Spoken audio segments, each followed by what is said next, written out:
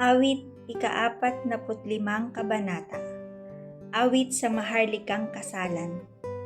Kay gagandang pangungusap ang naroon sa isipan, habang aking hinahabi ang awit sa haring mahal. Ang katulad ng dila ko ay panulat niyong paham, panulat ng mabubuting sumulat ng kasaysayan. Sa lahat na ng nilikha ay makisig kang di hamak. Kapag nagtatalumpati, pambihira kang mangusap, pinagpapala kang lagi ng Diyos sa iyong hangad. O ikaw na haring bantog, isakbat mo ang sandata, malakas ka at dakila, sagisag mo'y maharlika. Maglakbay kang mayroong dangal, tungo sa pagtatagumpay, alang-alang sa matuwid, ipagtanggol ang katwiran.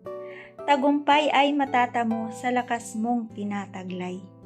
Palaso mo'y matatalim, pumapatay ng kaaway, susuko ang mga bansa at sa iyo ay gagalang.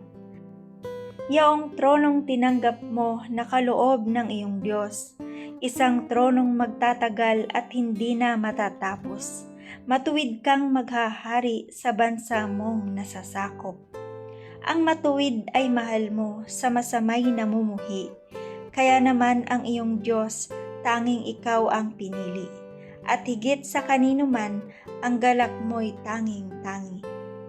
Sa damit mo'y nalalanghap 3 uri ng pabango, mira, alo, sa kakasya na buhat sa ibang dako. Inaaliw ka ng tugtog sa garing na palasyo mo. O kay gagandang prinsesa ang katulong na dalaga, samantalang sa kanan mo nakatayo yaong rena. Palamuti gintong lantay sa damit na suot niya. O kabiyak nitong hari, ang payo ko'y ulinigin, ang lahat mong kamag-anak at ang madla ay limutin. Sa taglay mong kagandahan, ang hari ang paibigin. Siya'y iyong Panginoon, marapat na iyong sundin. Yaong mga taga-Tiro, handog nila ay dadalhin, pati mga mayayaman sa iyo ay susuyo rin.